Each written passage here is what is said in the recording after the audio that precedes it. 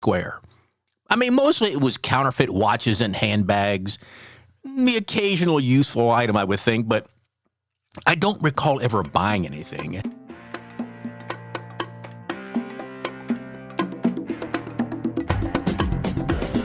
Gonzo, The Coast Guard Years, New York, Episode 5, Static Electricity and Duty Assignments. In 1989, the mayor of New York City was Ed Koch. It was the last year of his administration, and one of the things that had happened under Mayor Koch was the cleanup of Times Square. Times Square had always been a place that attracted tourists and also a lot of crime. It was also known for porn, live sex shows, and peep shows and whatnot. I remember going to Times Square in the evening with Crosby and Rafa and occasionally some other folks. Although we did spend most of our time in the Village, one of the things that I recall happening a lot were all the tables of junk that were being sold in Times Square. I mean, mostly it was counterfeit watches and handbags, the occasional useful item, I would think, but I don't recall ever buying anything. I did also notice that nearby these pop-up street flea markets, you would also find someone selling something a little extra.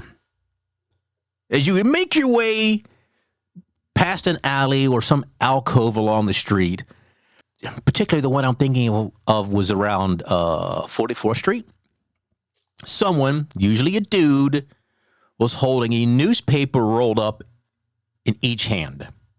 The paper was actually curled up or folded, actually.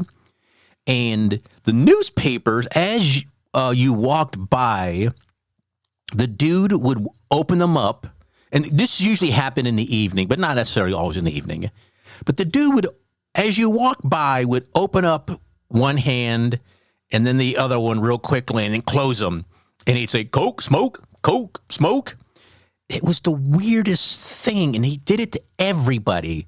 Because as you walk past, you hear Coke, smoke, Coke, smoke. I think the first time I witnessed this, it didn't register that the dude was trying to sell me Coke or weed. I mean, I admit that it did freak me out, and I truly tried to avoid walking past one of those guys and just not put myself in that situation around those types of vendors. I mean, I was always worried something would happen around those vendors. Like what, you might be asking? I don't know. Just imagine the worst thing, I guess. Like the Coke smoke guy would be saying it to like an undercover cop, and then a chase or a shootout would happen, and I'd get all caught up in it like in a movie or something. Seriously, I don't know what I was thinking at that time. I just knew it was a good idea to avoid these guys. As it turns out, it was like totally impossible to avoid them. They were everywhere.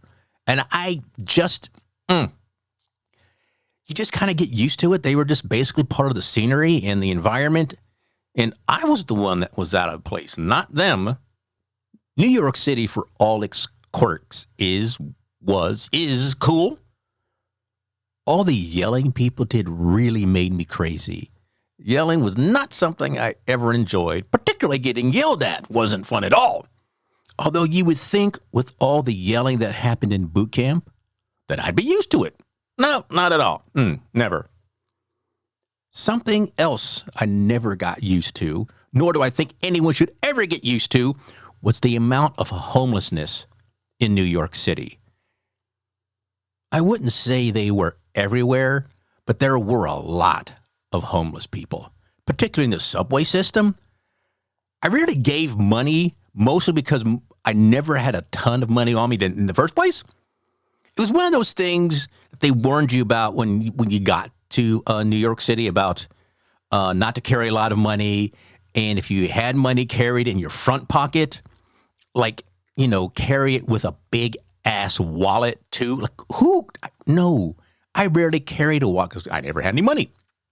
As a matter of fact, I don't think I had a driver's license and a Coast Guard ID. That was it. I don't think I didn't have a credit card or an ATM card or nothing. So I never carried a wallet. I just would shove my Coast Guard ID in my pocket and whatever cash I might have had, because I would go to the usually the bank on the Coast Guard base and just cash a check and get cash that way. That's pretty much all I did, because I didn't have an ATM machine or an ATM card. Who's got an ATM machine, really? Okay. Anyway, sorry about that. I'll admit, I did enjoy most of the talent I saw on the subway. Speaking of subway and homelessness, the thing that really did irritate me was when a person who appeared to be homeless, and out of respect for those folks that were homeless, I'll assume they all were. Okay, so I'm babbling here. While riding on the subway, minding my own business, a person would walk up to you and hand you a card, usually a well-worn card, like a business card, and it had a little note on it. It would say something like, "I'm deaf and homeless." The first few times that this happened, I would give money because I felt bad and guilty, which I guess is what they were trying to do. But then when I saw no one else was doing it, I quickly realized that this was something that was always happening, like a big, massive, reoccurring thing. So after a couple of times of being, I guess, guilt-ridden or generous or whatever you want to call it, I stopped doing it. As a matter of fact, I just stopped pretending that I saw them. I mean, I pretended I didn't see them, was I guess what I'm trying to say. The person with the cars, they would still like walk by, and sometimes they would just like drop the card on like your knee or your thigh when they walk by. And then before they got to the next stop, they would move along through the subway car, and they would pick their cards back up again because you weren't allowed to keep them. Years later, though, I mean, like, you know, a decade and change later or more, I was reminded by my son. Yes, I have a son, Nicholas. You heard his name. Sorry, this is a bit of a flash forward in time. My son and I were driving to Target, and there was a man sitting on a curb near the Target parking lot and with a dog, I think. It was very obvious, or it seemed obvious, that the man was homeless. Having been conditioned to ignore homelessness, I drove past the man and his dog. My son, who may have been like 7-ish years old, asked if we could give the man money. Of course, I said no, and that we didn't have any money. My son said, "Yes, we do." And he reached into like the center console between the chairs, and he said, "We have all this change." Oh, man, okay, now I just felt like a selfish jerk. Because my son is a better human being than I am, we turned around, we pulled up near the guy and his dog, and my son grabbed this change that I actually had in a sandwich bag. He grabbed it, hopped out of the car, and fearlessly went up to the man and handed him the bag of change. Nicholas ran back to the car and said something to the effect, "I hope that helps him out a little bit." The man said something to Nicholas. I mean, it was something positive and thankful, and as I recall, at that particular time, I was feeling like an idiot, but proud of my son for caring about other people. I always hoped he would care about other people, and to this day, he definitely does. I'm happy to see he's not jaded like I am. Okay. Back to our regular scheduled program, New York City.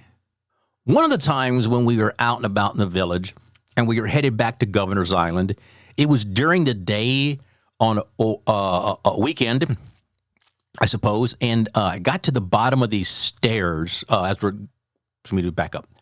We were leaving the village and we were going back to the subway. And so we walked down the stairs at the Christopher Street subway station. And at the bottom of the stairs, just before you get to the turnstile, there was a man holding a beat-up old styrofoam cup. And he was shaking it because you could hear that he had something in there. And all he would say was, "Change, change, change." And I do remember asking, And I was probably being a bit of an asshole when I did ask, why should I give you change?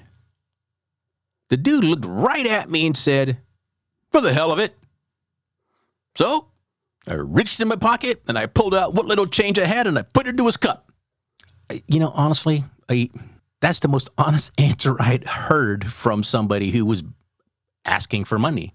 So while we were in the Coast Guard and there was basically tons of rules we were supposed to be following, when it came to going into the city, we had our own rule. It was more like a good idea, I guess, really. When you took the subway anywhere, at least back in the 80s, you still bought tokens to get on the subway system. Now, depending on what you were doing, you at least, or here's the rule was, you always bought 2 tokens. One to get you where you were going, of course, and the other to get you back to Governor's Island. And the reason for buying 2 up front was because we clearly weren't, we were late teens, early 20s, and clearly not very responsible with money. So you always just got your tokens beforehand because there's a good chance you'd spend all your money out boozing around or just having a good time and you wouldn't have any money to get back. And then, you'd end up jumping the turnstiles, I guess, but you really couldn't jump the turnstiles in New York. They had these floor-to-ceiling turnstiles, so you really couldn't get past them. Sometimes you would see other people wait till like somebody went out one of the gates where you just kind of opened it and it wasn't a turnstile, and then somebody would jump in. But anyway, okay, so I'm totally getting off track here. On one occasion, it was a really good idea that we had purchased 2 tokens. As you know by now, the USO offered free tickets to a variety of shows in New York City. Later, I found out that they also, there was an arrangement with the USO and the New York Mets, or something like that. Maybe it was just a New York Mets thing. But we could get into a New York Mets game for free. It wasn't how to put this? As I was told it, we were allowed to get in for free, but it wasn't a sure thing. Like if it was a sellout or something like that, or they were near capacity, then they wouldn't let us in. And so basically it was a privilege to go. It wasn't like some sort of benefit that we got for being in the Coast Guard. It was, the New York Mets just being good owners. But so being in the military during the 80s wasn't nearly like it is today. But you know what? We had some benefits, and I don't know if people really cared so much about the military back in the 80s. There's clearly been a big, huge change in that in the 2020s and whatnot. So to get to Shea Stadium where the Mets played, so this is a long time ago, and the Mets no longer play at Shea Stadium. I believe we took the red line to the green line, but I clearly wasn't really paying attention, though I think we all would regret that a little bit later. As I said, we took the train took forever to get there. And it's not like it was an all-day thing or anything like that, but I think about 10 of us went, I believe. One of the Coasties was with us, was from Chicago, I think. So he was a Cubs fan. I think it was that's who the Mets were playing that day. So this dude was way more of a baseball fan than the rest of us. So eventually, when we got to the stadium, we walked around kind of lost for quite a bit of time. Eventually, we would find different people throughout us being lost. They kind of pointed us to the way. We eventually ended up in a spot that, like, we were at the back of the state. We had to walk around to the back of the stadium, I think. But essentially, we were headed toward the nosebleed the nosebleed seats of the stadium. While it wasn't ideal, I didn't care. I had never seen a baseball game. I was just going because it was something to do. So I wasn't there for baseball. I was just there to be chilling with the boys and anything to be doing something other than sitting around Governor's Island. Like I said, we kind of wandered around a bit until we found the right place. And we eventually ran into someone who apparently wasn't sure we were allowed to get in for free. So the Chicago Coast Day, I guess I'll refer to him here, ended up being our negotiator since he was the big, huge baseball fan. He either haggled or convinced the dude that we were allowed in. And the dude just basically made us promise that we were going to behave and not get in trouble and all that kind of crap. Because it's not like we actually wanted to get into trouble. Getting kicked out of ET school would have really sucked had we gotten into any kind of real trouble. They'd send you back out to the fleet again, and you'd have to do this thing all over again to get back into school, and that would suck. And yeah, that was pretty much a no-brainer. We were not going to get in trouble. As I mentioned, we had the nosebleed seats, and we were way the hell up there. We were so high up, I think we were in a totally different atmosphere and probably should have had some sort of like oxygen.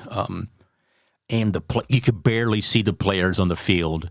I don't recall what section we were in or anything like that, but we were way behind home plate. That much I do remember. Yeah, it was crazy, but it was cool. It was fun. We were just a bunch of dudes hanging out and doing stuff. Some of the guys had gone out and gotten some beers while we were there. I wasn't drinking mostly because I didn't feel like spending $1 bazillion on a beer because I didn't have a lot of money.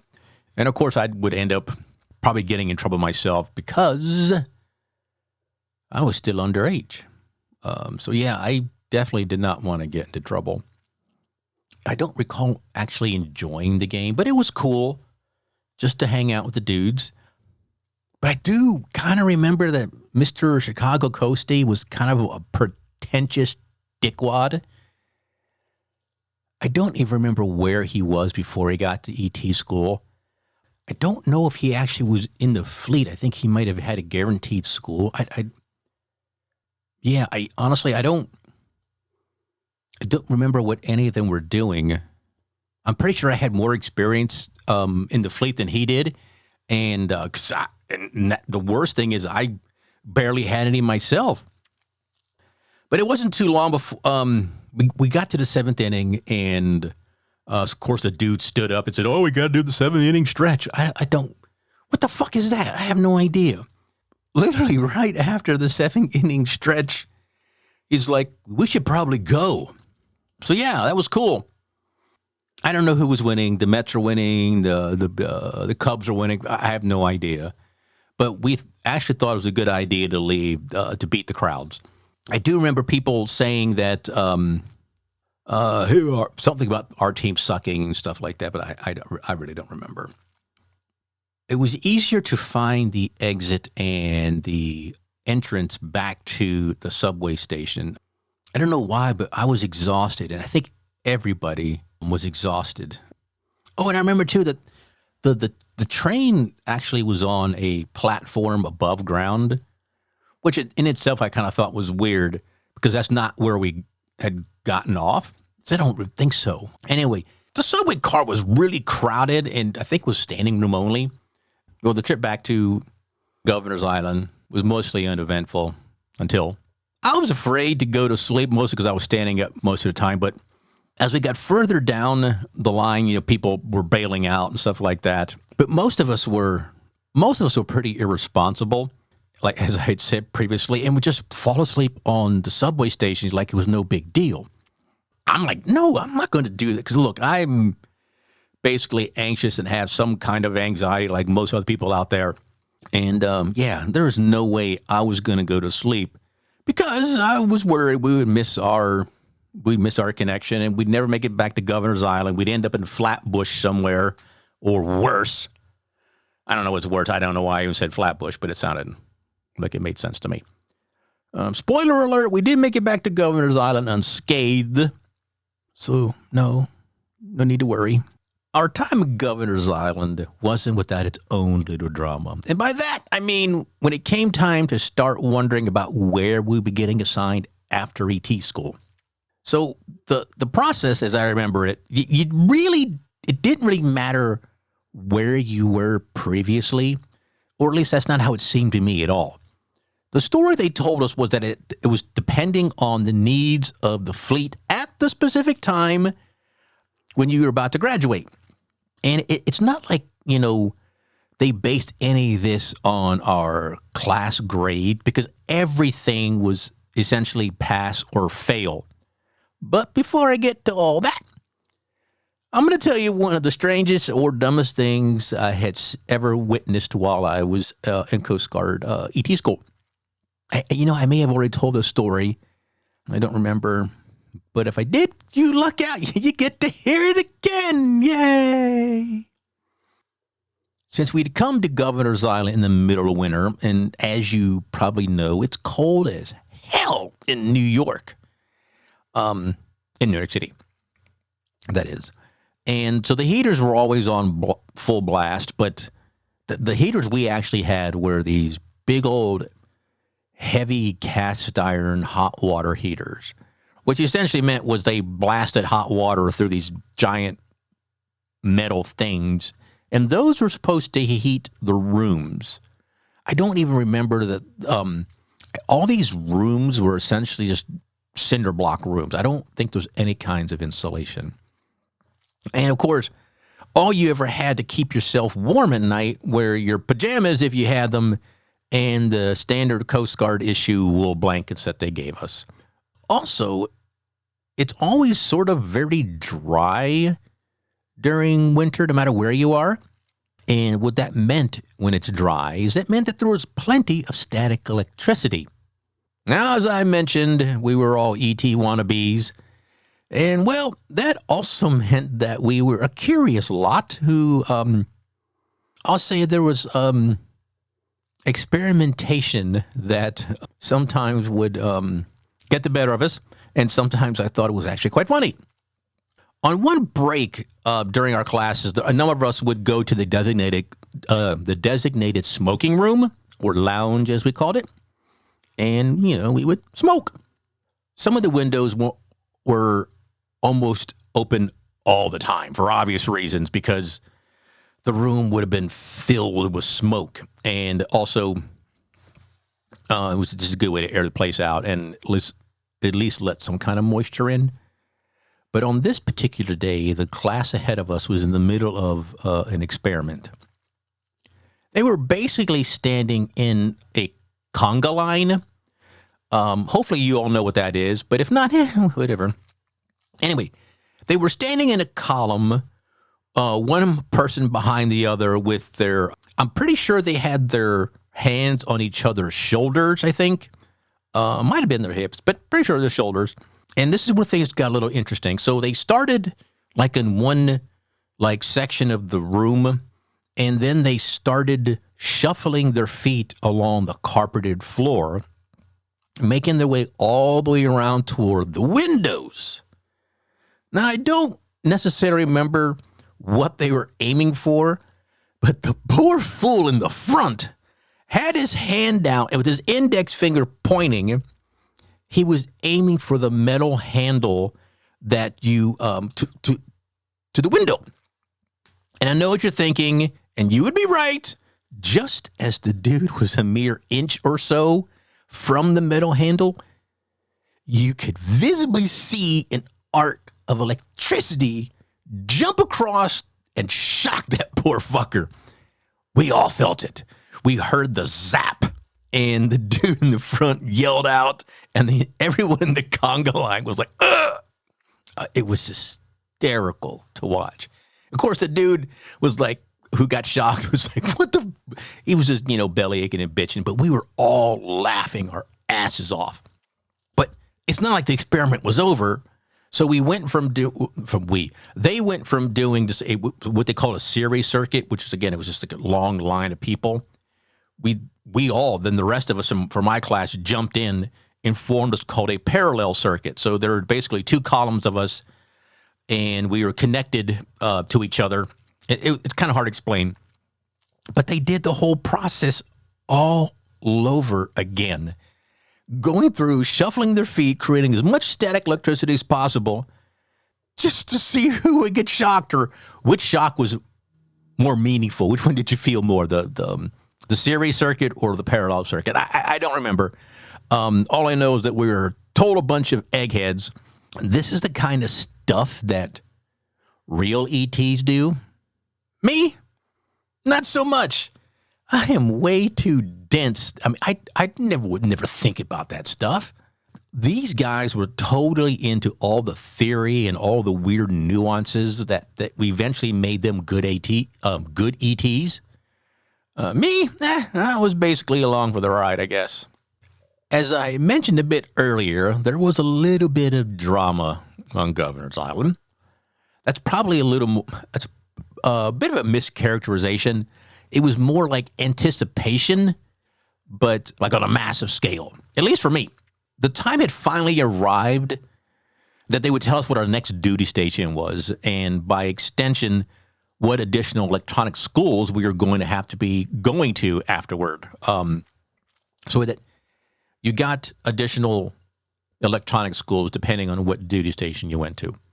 It's essentially what you were going to be specializing in, I guess. And it was kind of like forced specialization, actually, which sounds really odd now, but when I put it like that. But hey, it was the Coast Guard. I mean, they kind of made the rules and you just kind of did what they told you to do. Again, as I was made to understand, or maybe that's what I wanted to understand, I don't remember if I had any input. I don't remember. I feel like that I had written stuff down of what I wanted, but maybe not. Essentially, it's whatever the detailer thought was needed at that time in the Coast Guard. And the detailer is usually a Coast Guard warrant officer who basically made the assignments. And I know that there was a process to do it. So I don't want to think that the guy was, being malicious or anything like that. I mean, he didn't even know me. So he couldn't have been malicious. I don't know. In the class ahead of us, it seemed like they all got really cool assignments. One guy went to Puerto Rico. Another dude got Japan. Yeah, Japan. There was actually a Coast Guard Loran Sea Station in Japan. I believe it was Okinawa. Another dude got a small boat station in Gloucester, Massachusetts. I'm sure there are other not so cool stations or assignments that people got. But I was hopeful that I was going to get one of the good ones, like somewhere in the Southeast or something like that, because that would have been awesome. I vaguely remember getting a piece of paper with stuff typed out on it or whatever, and something about it saying U.S. Coast Guard Center, U.S. Coast Guard Support Center, Boston. I had no fucking idea what that was or what that meant. What? Support Center? What? Clearly, I had no clue about anything beyond... Oh, wait, I was in Support Center, Key West, so I was at that Support Center. Then I went to the Thetis. So essentially, a Support Center was a Coast Guard base that provided support services to ships that are actually home ported there. And, of course, it would take care of other ships as those ships came in, other ships that were not necessarily home ported there. I'm sorry, I'm babbling. There was some other stuff written on the page that also made me kind of want to hurl. I honestly couldn't believe what I was reading. It's like it's like I had offended the Coast Guard gods or something like that. Rafa had gotten orders to Spain, if I remember correctly. Another dude got orders to Attu, Alaska. Now, I know I mentioned Attu previously about another dude had gone, but this other guy who got orders, he was excited to go.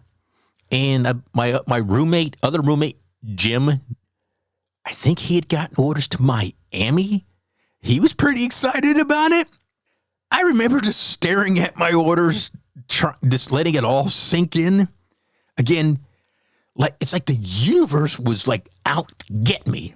That's all I could think. Not only was I going to Boston, which in hindsight wasn't so bad, but it was holding a spot while I was there basically just waiting to go to additional ET schools. Additional ET schools because I was going to I was going to a big white one.